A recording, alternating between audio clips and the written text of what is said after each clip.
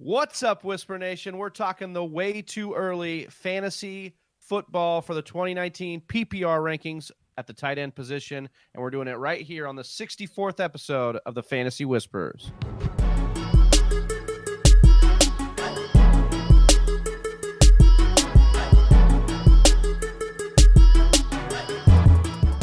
It's Monday, June 3rd, and you're listening to the Fantasy Whispers with your hosts, Johnny Game Time Hicks and Big Travy, and I'm Chelsea. And if you want to follow the show, and you know you want to follow the show on Twitter, you can find us at TF Whispers. You can also find us on YouTube and Instagram at The Fantasy Whispers.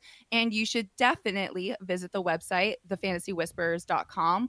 We have articles, latest episodes, rankings, and in July, which is literally just days away, we're going to be launching that draft kit. So you know you want to get to thefantasywhispers.com to check that out. Right on, Chelsea. Well, thank you so much. Chelsea's back with us after a week in the off. lab. Welcome back. I mean, I guess she just does whatever she wants. She's the boss here now. Also, Listen, do we say that she's like? Can we technically say she's back in the lab if she's the one behind the glass? Like, can that even be the possible? glass in the lab? I mean, I'm definitely here. Yeah, I guess that's a fair point. And I was hardly really away. I was actually doing some deep journalism work out in the Whisper Nation. Yeah, so I actually brought some questions to the show from the Whisper Nation, and I want to throw them out there. Is that okay with you guys? Yeah, we no longer should question Chelsea, the one behind the glass. That's what this all boils down to. All right. Well, from Facebook, we've got Travis Carney asking, what's up with Tyreek Hill and who will take his production if he's cut or suspended? And I think that's a when he's cut or suspended, but that's just me. Right. First of all, Travis Carney, great name. You have a great name. One for Travis, but two Carney. Like Carneys are the best. Anyways, I'm glad he brought this up though, because we didn't get to talk about this last episode on our wide receiver episode, and I actually really want to bring this up. So yeah, Travis, what are your thoughts on it? Well, I just look at what Tyreek Hill is going to leave when he is cut from this team, and that's 129 vacated targets and 12 touchdowns. Woo. And I think you're seeing this baked into Travis Kelce, who we will talk about at the top of this show or at the bottom of the show, as this is the reason why Kelce is in a tier above himself right now. You look at that top three that finished last year, you had Kelce, Ertz, and Kittle, right? And so the line of thinking is all three of these guys could do that again, and they still could. But I think Kelce is the safest bet to reach that pinnacle again because of this news with Tyreek Hill. I feel like Kelce is in a good spot to be the dominant tight end one this year. Yeah, I mean, I definitely agree with your uptick. We'll talk about Travis Kelce, obviously, and I 100% agree with that. But I also see an upgrade for Sammy Watkins, for sure, a big upgrade for Sammy Watkins. And I actually think that as the season continues to get closer and closer and we find out more and more about the suspension, his ADP will actually rise quite a bit. And the other guy that I look to take a major jump would be Demarcus Robinson, Travis. He actually had a decent rapport with Pat Mahomes last year. He had a couple of games where he really, really popped off and had a couple of touchdowns scored in those games. So we know the chemistry is at least somewhat there. So, and I think that he would step into that role. I don't think that they would put the rookie in right away. He's still kind of raw and needs to be developed a little bit more. So, but I would say the two main ones are going to be Sammy Watkins and Kelce are going to be the two guys that you're going to really look to on that team as far as wide receivers. And then obviously Damian Williams. But yep. Awesome. Well, Scott Hurley wants to know, and he kind of said it really interestingly, so you guys get to fill in the blank here. He wants to know why blank team sucks every year. So, Travis, who would you fill in the blank with that is just destined for suckage every year? Oh, man. Well, I got to go with the Jets here. I just feel like the Jets, they did a good job last year. They drafted Sam Darnold. Sam Darnold started to look like somebody that, you could build your franchise around. Then all of a sudden, they hire Adam Gase, and we're like, what are you doing? Adam Gase wasn't that great in Miami. Why are you hiring him? Because Peyton Manning called him up and said, listen, you're going to hire this guy. That part because they knew the next part was going to happen where they spend, over $100 and some odd $1 million on 4 players and then fire their GM. I mean, like, what is going on in New York here on the other side of the Sounds like the Phoenix Suns, city? dude. Yeah. Yeah, exactly. Or the Los Angeles Lakers right So now. the Jets are destined for suckage. Johnny, what about you? I got the Tennessee Titans, and I'm gonna say it's because they don't know what their true identity is. Is it Marcus Mariota is their franchise quarterback, and he's gonna be able to move the ball? Do they have Derrick Henry? Are they a run first team? But they didn't give Derrick Henry the majority of the carries until the end of last season. We kind of saw that. But I think that's a team that's, they have Corey Davis there, who's, everyone in the fantasy community loves Corey Davis. We just don't like his situation. And so for me, it's just like that's a team that doesn't truly know what their identity is. Are they going to be a pass? Are they going to be a throw type of team? And so we continue to see that inconsistency in that team. And it's hard for us to rank those guys because we don't know what they are. Awesome. Well, from Instagram, NFL memes are great asks, who scores more total points, Mike Evans or OBJ? Love that team name, by the way. That's a great team name, or a great thing. Go for it, Johnny. I'm gonna say this is a great question. OBJ. I think ultimately. Now, would I be surprised if Mike Evans supplanted him? Absolutely not, just because OBJ has the injury concern, and that's kind of where this question would come in for me. Is I have more confidence Mike Evans isn't going to miss any games, and we've seen the consistency throughout his career. So you know me, you know my play style. I like consistency with high upside, and so for me, Mike Evans is that guy. We know what OBJ is. We know he's fantastic. I'm not trying to say he sucks, but there's the injury concern and this drama. So, yeah. Yeah, Travis, what about you? Mike Evans with the Jameis Winston behind the ball or OBJ with Baker? I'm going to go with OBJ and Baker. If we're taking they're both healthy 100% in the season, let's try and give that caveat here on this, then I'm going to go with OBJ. And the reason is because after Freddie Kitchens took over, this offense really hit another level. Only Kansas City and LA in that 8-week span had more plays of 20 plus more yards. You put OBJ in that kind of offense that's feasting, and he's going to score a lot of points, and he's going to do it in bunches. And so for me, I really like what's going on with OBJ right now and the Cleveland squad in general. Right on. Well, we have one last question, and I'm going to give it up to Alex Caruso for the segue of the year. He asks, top 3 best value tight ends based on ADP, PPR, or non-PPR? Your choice. Johnny, why don't you take 2 of these? Give us your first 2 values. I'll take the third and final one. So one of mine I would say would be actually O.J. Howard. Now, I know a lot of people are going to be like, well, that's, he's going in the 5th round. Why would you say that's a value for him? Well, because I think that out of the tight ends after the big 3 that we'll talk about, I think O.J. Howard has the biggest ability to take that leap and be in that top 3 for next year. And going into next year, I expect us to be talking about him being one of the big 3. And then I would say the second one, Travis, there's some like deeper dives here. And I know the guy that you're going to go for, so I won't say him, but I will say the other one that I find myself drafting quite often is Jared Cook out of New Orleans. We will be talking about him a little bit later today as well, but I just like the situation. I like the offense. It's a team that uses the tight end. They need weapons, so I would say Jared Cook is a great value later on in drafts. Johnny, you're banking so hard on the Buccaneers offense this season. You just said Mike Evans and O.J. Howard. Hey, yeah, in BA we trust. In BA we trust. In some situations, you'd be like, oh, my God, Tampa Bay. But even with Dirk Cutter, if you look at last year, this team was chucking the ball around. So, yes, you can trust in that offense to throw the ball. I don't know about running it. We'll get into that deeper. Right. Unfortunately for them, they're not like my Arizona Cardinals where we were trying to go from the bottom to the top, and we have those expectations. And it's, people are like, oh, that's unreal. For Tampa Bay, we've been seeing that. So. Yeah, so for the third and final value tight end, this is we obviously took a PPR stance because these are our PPR rankings. I'm going to roll right into number 10 here of our PPR rankings. That's Vance McDonald of McDonald of the Pittsburgh Steelers. His current ADP is 7.06. This guy, look, if we're going to talk all last week about Juju and all these vacated targets that Antonio Brown is leaving, 164 targets that are leaving the offense, 15 touchdowns that leave this Pittsburgh Steelers offense, we need to talk about the fact that this could affect Vance McDonald in a positive way as well.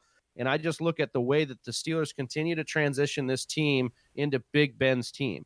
You know, they've gotten rid of some of the personalities in that locker room because they want this to be Ben's car and he'll drive it. And if that's the case, I mean, there's a lot of beat writers that say that Ben Roethlisberger is essentially the offensive coordinator for this team. They do a lot of no-huddle stuff. They do a lot of things where they just give him the keys. He said, I'm the captain now. That's right. If you combine Vance McDonald and Jesse James last year and you extrapolate that out, 106 targets, 80 catches, 1,033 yards, 6 touchdowns, a total of 219 in PPR points, 219 PPR points. That would have been good for tight end number 5 in the league last year. I'm really excited about what Vance McDonald can do with Jesse James gone and with Antonio Brown gone. Yeah, Travis, the big part, you know, I understand bringing up the Antonio Brown, and that's a very valid point. But to me, I'm more so wanting to look at the tight end position and the Jesse James, more specifically Jesse James and him leaving, right? So Jesse James leaves, and he leaves 5 targets in the red zone, and he leaves 39 targets in total.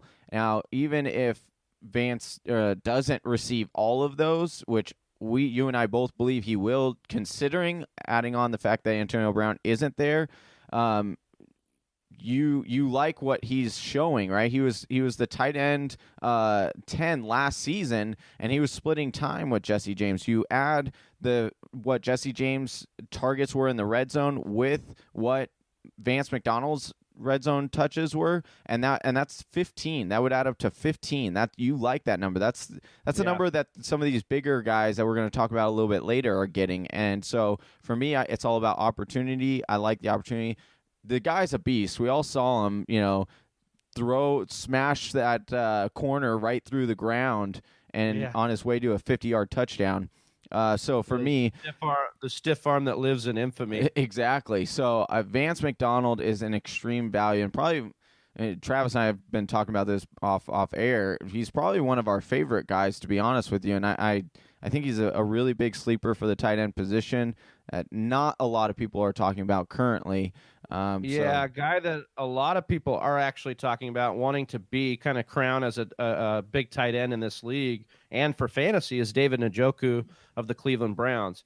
So his ADP is currently at 7.11, so he's going even further down than the guy Vance McDonald we just talked about. But I think some of what's happening is people are seeing that maybe he's just the last guy in line here to try and get some food in this offense, and he's just maybe not going to eat as much. I look at after that week 8 transition that we talk about when Kitchens took over and the Cleveland Browns fired Hugh Jackson, Njoku finishes as only the tight end 10 in PPR rankings, 36 for he got 25 catches on 36 targets for 342 yards and only 2 touchdowns. With Nick Chubb emerging there, obviously OBJ, Kareem Hunt will eventually be back in this offense. Even Rashard Higgins is getting love in camp right now. Mm-hmm. Jarvis Landry exists. Like there is just so Callaway, they're saying has gained another step. Exactly. So as we've always talked about, we think that this equals a breakout for Baker. Just statistically, if you're looking at all these mouths he can feed at any time.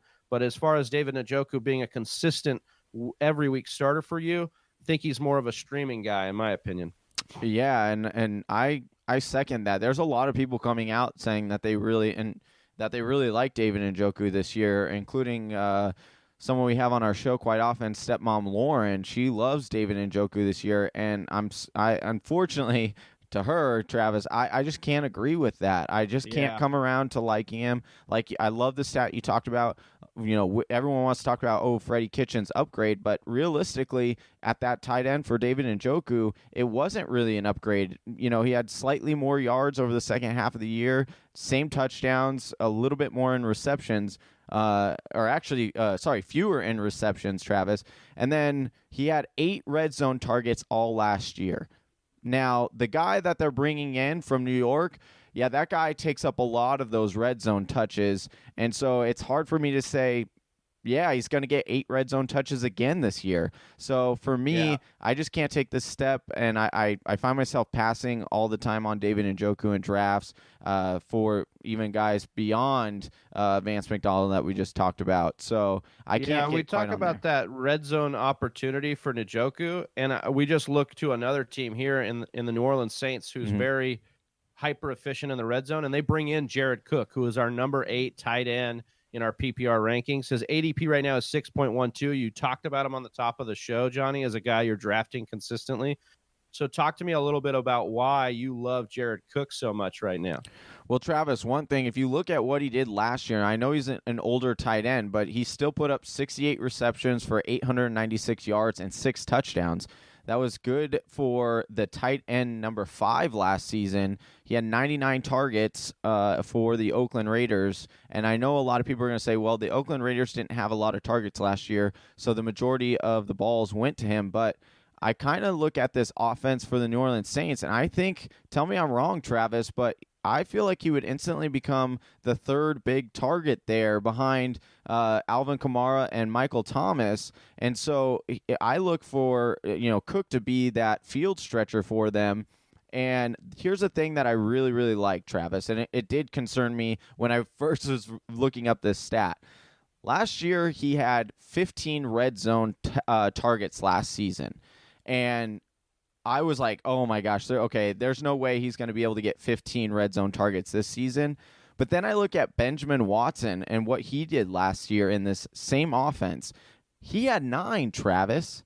So it's to say that Jared Cook, who is a far better tight end than Ben Watson is, can't haul in 6 more or see 6 more targets in the red zone than Ben Watson. Well, and I'm like, I think he can. Yeah, I think you're hitting it right there. We're looking at a team in New Orleans that really needs great value, or really needs this position to get some help right now. And so they brought in Cook for a reason. If you look at Breeze's fall off in the last month of the year, you look at guys that weren't Alvin Kamara or Michael Thomas. So if you took the league and you grouped it by running back, wide receiver, tight end, and you looked at these pass catchers, the highest rated for New Orleans, other than Alvin Kamara and Michael Thomas, was Mark Ingram, a running back, at 81 catches.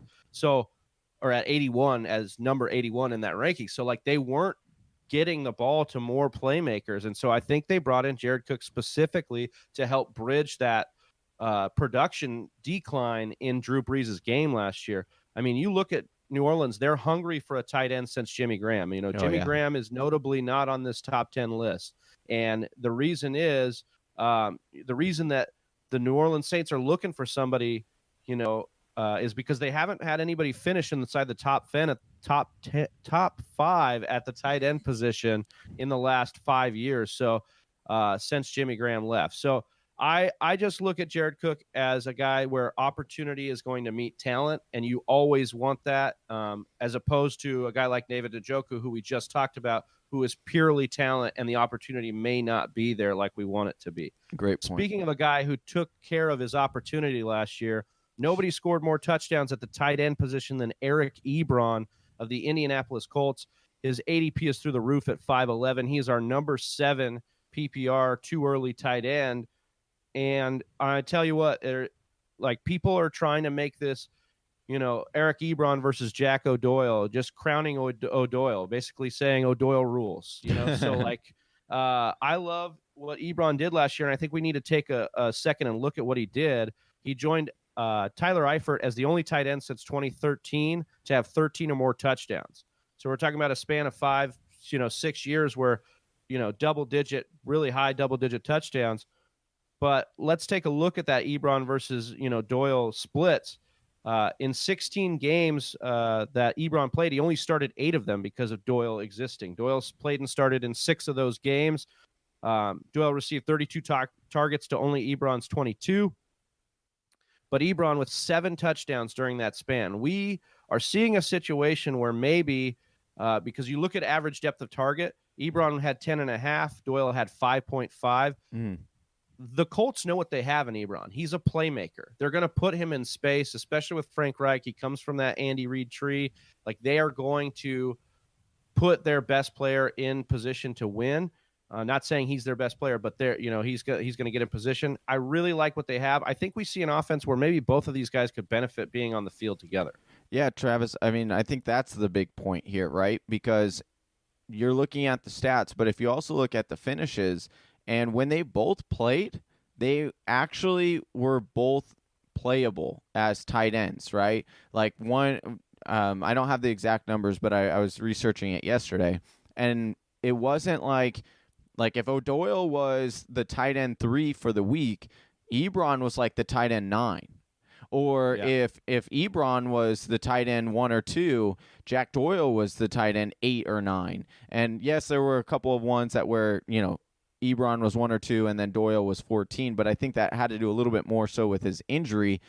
So this is what I actually think about the tight end situation there in Indianapolis. They've always kind of used 2 tight ends. If you think back, even to Allen and Kobe back Fleener. Yeah, and so I think what we're going to see is a lot of that. They brought in a lot of playmakers. So my concern isn't, the yardage isn't particularly high for Ebron, and that's where the concern is because, I expect Doyle to take a lot more of the between the 20s gameplay and have Ebron more in the red zone. And so for me, Ebron's a nice little piece in a tight end landscape that's, last year didn't do too well. But Doyle is there, so I do have that concern. I can't tell you I wouldn't be lying if I didn't say that having Doyle there does scare me.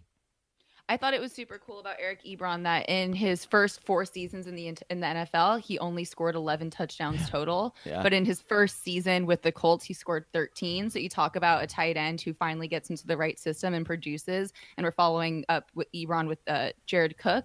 Like, you just can imagine what it looks like to get somebody in the right place. It's really cool. And I just think it's crazy to we're just going to write off Ebron because we think that Doyle just eliminates him from the game. But like I said, 7 touchdowns when Doyle was on the field as well. And all last year, Frank Reich could not stop talking about Ebron, and he was elite and the athlete that he was. And so we're kind of seeing a team almost redraft Ebron.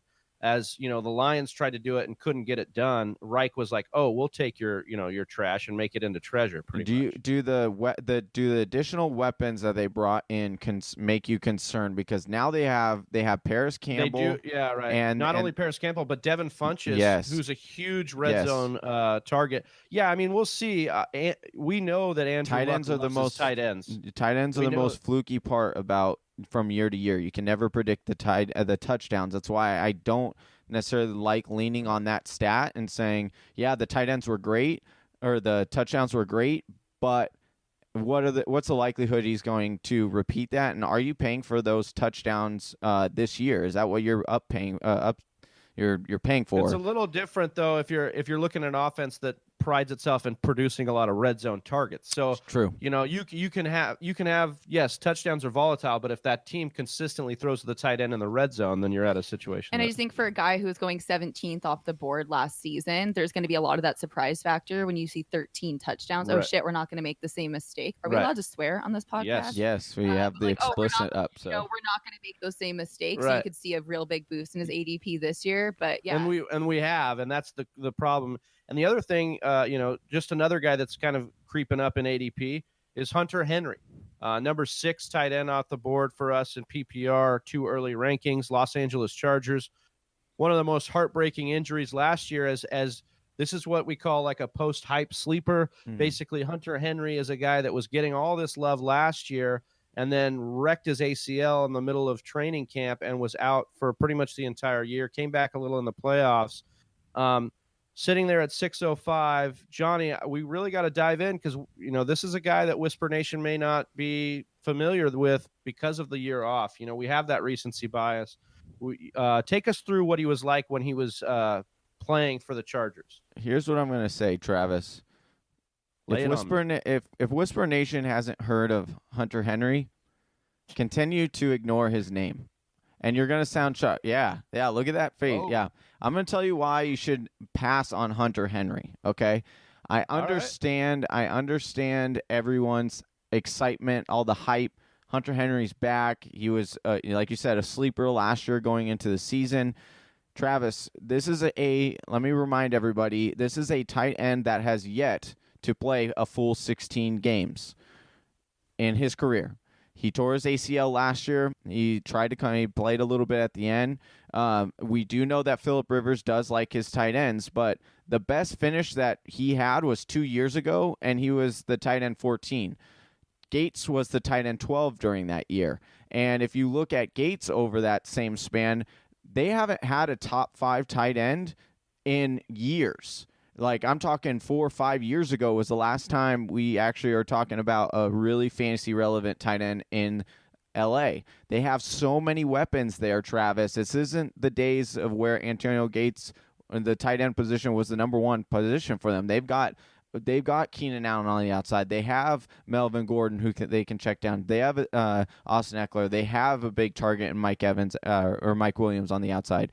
So that's who I really want to talk about here is Mike Williams. I mean, you hit it right on the head, all these other weapons, but Mike Williams was essentially their tight end last year. He got 14 red zone targets. Gates got 9 himself, and then Tyrell Williams even got 7. So, yes, Williams is gone. I think Gates I don't know what they're doing with Gates, if he's going to come back late again or not. But, you know, what Mike Williams is a presence, and he's coming into his own as a touchdown machine for this team. I just think he competes too hard with Henry here. And I really like what you said here. Draw a line in the sand. We can't be just drafting guys because we're so excited about what they could be. Eventually, we have to write them off as not being that and not being what we've thought up in our head.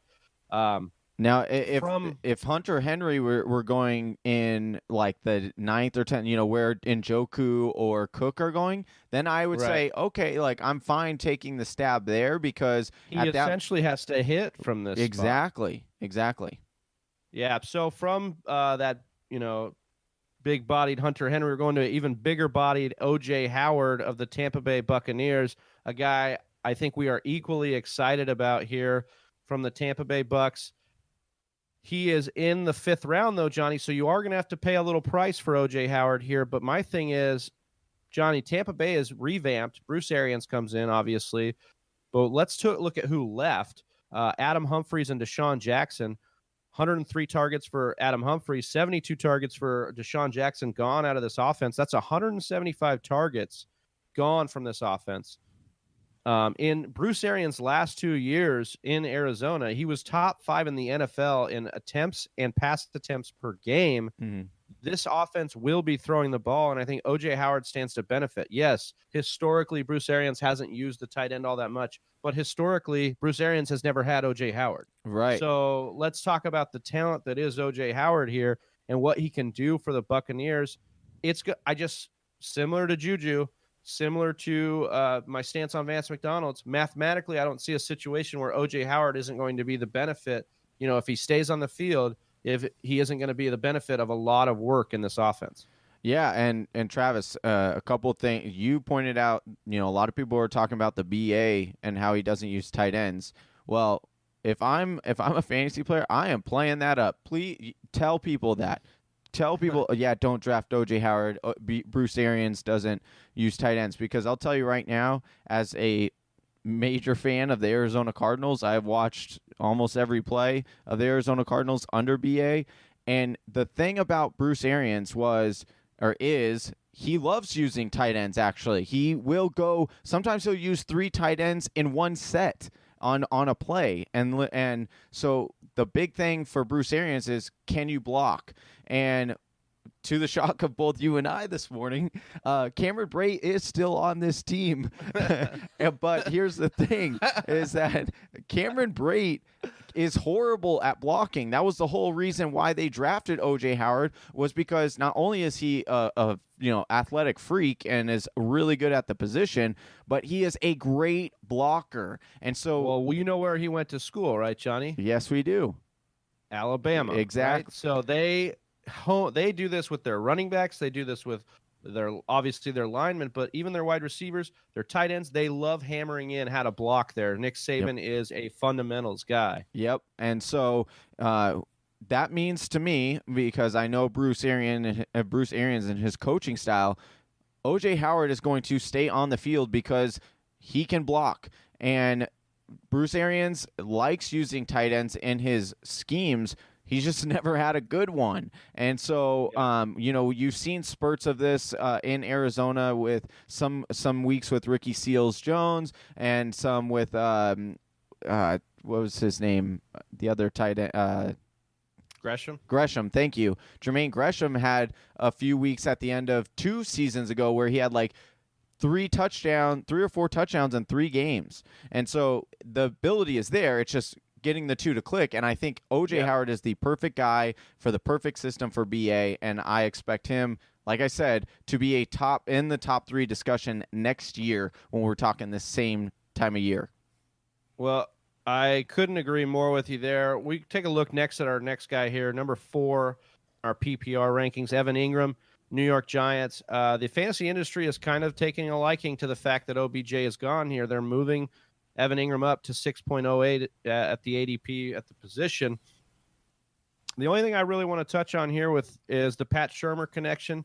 If we're looking at the talent in that receiving core, yes, Golden Tate's there, yes, Sterling Shepard's there.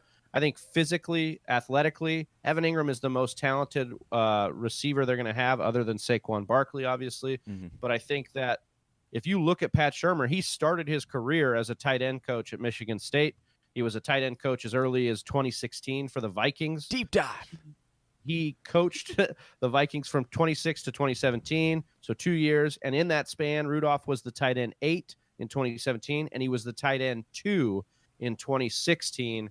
I think Shurmur is going to find a way to get Evan Engram a lot of work in this offense, and with that offensive line and with the decline of Eli Manning, he's going to be a target for him. Yeah, Travis, in 2017, if you look at the games where without OBJ, because OBJ only played 4 games that season, he had 5 top 5 finishes, and another game he was tight end number 6. So you're getting 6 top 10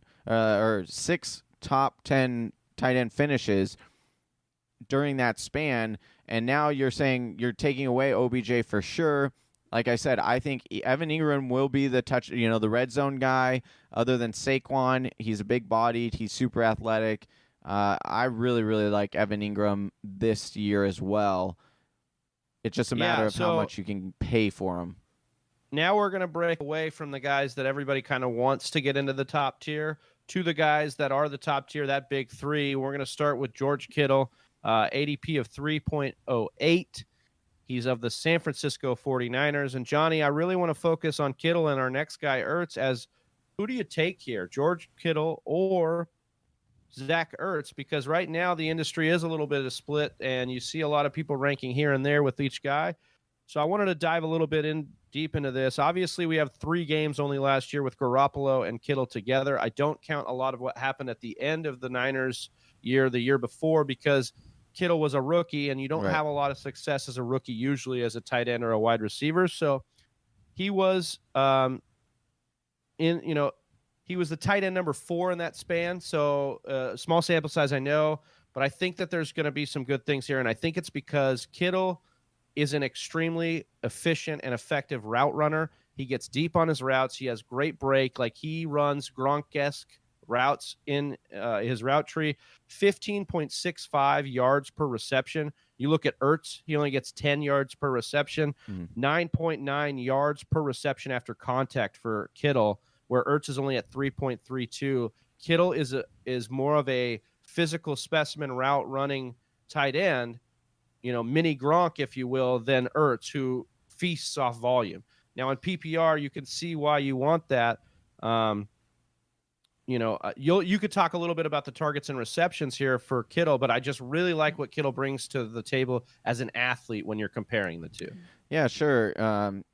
Kittle is the better athlete, but Travis, I don't care about how athletic you are. They're playing football. They're both athletic, and to discount Ertz because of that, I'm not on that boat with you. But I want volume. Here's the thing. This is the biggest difference maker for me, and why I definitely 100% would take Ertz over Kittle. And look at the situations that you have in Philadelphia versus the 49ers. You look at the Philadelphia Eagles situation, who did they add? They added Deshaun Jackson over this offseason. Now, that addition is only going to and help. J.J. Arcega-Whiteside in the draft, and Miles Sanders at the running back position who catches passes. Okay, but yeah, I know what you're trying to say here, but you're not going to get me to admit that Philadelphia is less talented than San Francisco. No, I'm not saying that they're less talented. There I'm are not more that. weapons. Can I finish Philly. my argument and then you can counter it? So my point isn't the fact the talent at all. The point is that Ertz, the people that they added, are only going to line up behind Ertz in targets. Carson Wentz loves Zach Ertz. He's not going to suddenly veer off, exponentially off of Zach Ertz because they added Deshaun Jackson and Sanders. Okay, you look at what the 49ers did this offseason. They added another running back in Tevin Coleman. They added two rookie wide receivers, one of which will be a wide receiver in Dabo, who I think is going to be a monster. Deebo Samuel. Thank you. And then you have Pettis, who a lot of people, including me, are huge sleepers on. He's a sleeper for me. So here's the difference is Kittle still going to be good? Yes, he's going to be good. He's going to be a top 3. But the weapons they added make targets take away. Whereas if for Zach Ertz, you're making the same argument that I'm making for Deshaun Jackson and J.J. Arcega-Whiteside and Miles Sanders coming into this offense that you just made for the Niners. Like, there is going to be the same thing.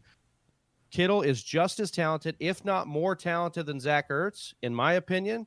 And therefore, do you think that Shanahan and Garoppolo are going to suddenly stop throwing to Kittle? But here's the thing. Kittle was their only option last year, dude. They had nobody. Everyone kept getting injured, so he kept getting all these receptions. Zach Ertz, nothing changed for him. He's still in the same. He's still going to be doing the same thing. The quarterback that he's except for Deshaun Jackson, J.J. Arcega-Whiteside. Okay, how many realistically? How many targets is touchdown threats to Zach Ertz? Huh? Those are all legitimate touchdown threats to Zach Ertz, is what I'm getting at. Agree to disagree because that. All right. Well, Whisper Nation could let us know for sure who they because I think we're split on this, which is great. Like, and we'll have to. Let's do a bet. Let's do a whisper wager right now. All right. Yeah. I'll take Kittle. All right. I got Zach Ertz in PPR. Yep. And PPR. Yeah. Which is probably the bad bet for me because it was going to be a bad bet no matter what. Either way. Oh yeah. Well, not a bad bet is Travis Kelce, who's our number 1 PPR tight end in our early rankings of the Kansas City Chiefs, ADP of 2.05. Absolute monster. There's not much we can say here. Johnny, he's really good at football. We talked about a little at the top of the show. No Tyreek Hill here. That's 12 touchdowns out of this offense. Obviously, Kareem Hunt's gone too. So how much production will they get out of Damian Williams or if Hyde takes over, if Damian Williams can't get it done? So what does that mean for Kelce? Could he possibly be even better than he was last year? Yeah, it is possible. You look at what he's done over his career, Travis. Last 5 years, he's finished 7th, 8th, 1st, 2nd, 1st. Well, one thing that data kind of shows me is that this year he's going to play 2nd behind my boy Zach Ertz. Because if you look at Zach Ertz, he goes 9th, 6th, 3rd, 2nd. Only way up is 1. So, but no, realistically, Travis Kelce, especially with the Tyreek situation, the guy is just going to ball out. Like you said in the top of the show, Travis Kelce is on a very own platform of his own. He's a tier 1, and then you kind of break it off to tier 2 as far as Ertz and Kittle Travis go. Kelce is like Big Travy on this show. He's in a tier above himself. Oh, you hear that, Chelsea? Wow. You guys are kind of fighting over which tier is, underneath me. But we're trying to get more targets, tier dude. 1. It's the Travis tier. Everybody's part of that. Even Travis Carney, who asked us that question, he's in that tier. Okay, so we know how good Travis Kelce is, Travis, but here's my question for you, and I think this is more so what Whisper Nation's probably wondering. Are you confident if you were to take Kittle in the 2nd round, you're going to have to spend an early 2nd rounder in order to get him? Would you do that? Are you confident in taking that with the ability to... You're talking about Kelce taking... Yeah, Kelce what did I say? Round? Kittle. Oh, sorry. You just know that Kittle's the greatest. Travis Kelce, excuse me. By I don't find myself drafting Travis Kelce, but let's be very honest here. He is the closest thing to Gronk we've had since Gronk in Gronk's prime. And so this is exactly kind of where Gronk was going. And sometimes Gronk was going in the first. So literally you could take Kelce. I'm not going to be mad at you. I just don't find myself drafting Kelce there because of the plethora of great wide receiving options that happen in this turn when you're at the beginning of the second round. So I wouldn't advise it, but I don't doubt you for doing it, especially if you do that. What we talk about is the three elites. If you're trying to stack three elite players at the position, that's a good bet to get a positional advantage over everyone. If you draft Travis Kelce. Well, that concludes our top 10 too early PPR rankings. Chelsea, I'll hand it over to you if you've got anything for us here. Yeah, it didn't feel too early. There was a lot of spice and heat on these conversations. And from Johnny, I'm going to let you finish, but I got to make my point about Zach Ertz happening over here. I just want to say, I think it's interesting. Like, memory is such a funny thing when it comes to fantasy football. We talk about recency bias a lot. Johnny, I think the one stat you blew up was Jermaine Gresham. He never had 3 touchdowns for the Cardinals. He had 2 touchdowns for the Cardinals. Was it 2 in 2 games? It was 2 in 2 games, right? Yes, okay. But it wasn't 3. But I just my point with that is it's memory's funny, right? And what felt like a down year for tight ends last year, tight ends combined for 2,333 receptions and 26,557 receiving yards in 2018. That's actually the 5th biggest season for tight ends in NFL history. So we think about last year and tight ends really bombing and just not being productive, but that's just actually not true. Right. The interesting part of that is that most of that production came from 3 tight ends. Yeah. So right. We had Kelce, Ertz, and Kittle top 250 PPR points that season, which was the most players in history to hit that mark at that position in a single season.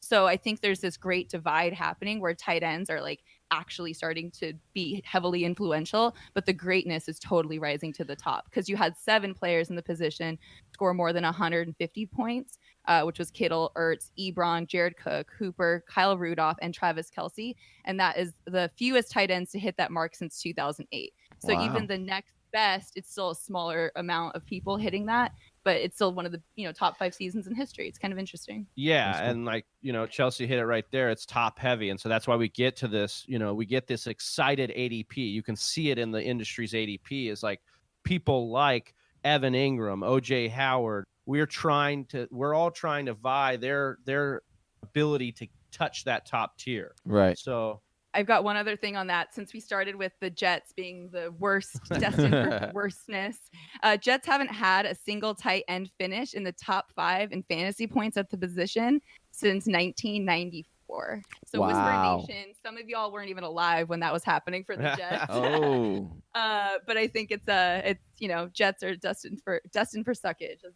Chris Herndon, that's a little shout out to Chris Herndon. That was your boy. He can break that. Maybe he can break that curse there. And I'm going to do more of that reporting in the next week. So if Whisper Nation has more questions, we're bringing them to the show next week. Send them in, please. Well, we love you, Whisper Nation. Thanks so much, Chelsea, for that. We want you to remind you guys, if you want to comment below, tell us what you loved about the show, what what tight end you guys are targeting, and we can help talk you through that. As always, if you want to catch any of our content, go to thefantasywhispers.com. Everything is there. It's a hub for all of the great content we're putting out. So please check it out. That's thefantasywhispers.com.